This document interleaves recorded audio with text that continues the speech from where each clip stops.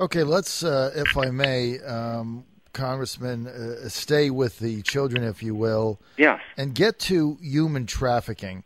It's another one of these issues that kind of goes by the wayside, but we're seeing it certainly with ISIS. Now they captured all those women. They're selling them into sex slaves.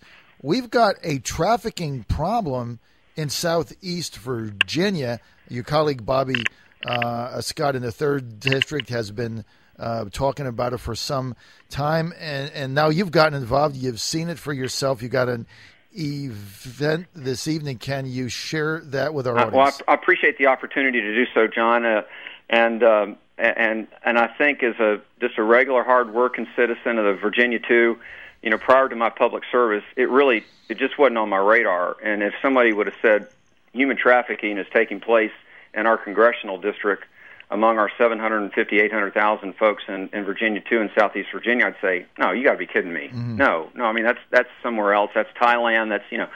But it is here. The briefings that I've received are sadly irrefutable. And as a husband, as a father, as a grandfather, what I only have to do to know that I've got to grasp this and run with it and do everything I can to stop it is just for a moment imagine my daughters, one of my daughters, enduring that, and you can't again wrap your mind around it, and you think, okay, we're going to do everything we can to stop it, to get these adults who are preying on children, and to deliver justice to them.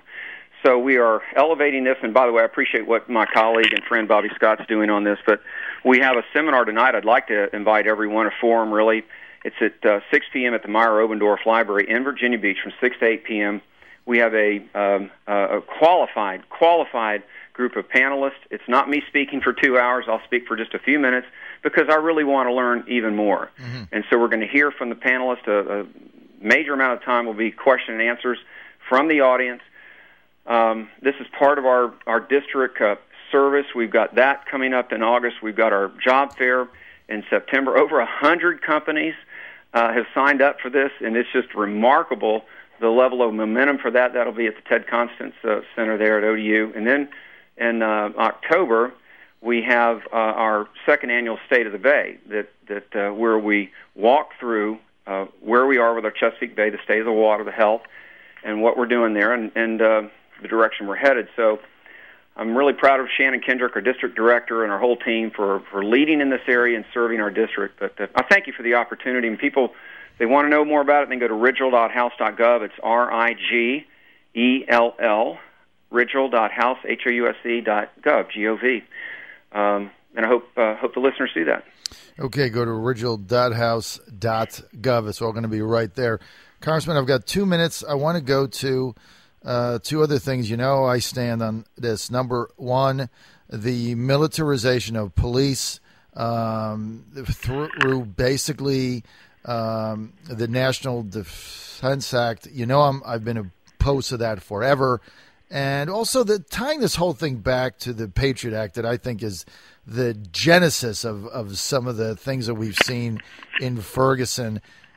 Can we get action on that? I mean, should basically police in suburban USA have tanks on cul-de-sacs? Now, John, tanks in cul-de-sacs. I know it's a serious matter, and don't misunderstand my response there, other than to say that I don't know of any tanks. But I think the point is well made and received. That is.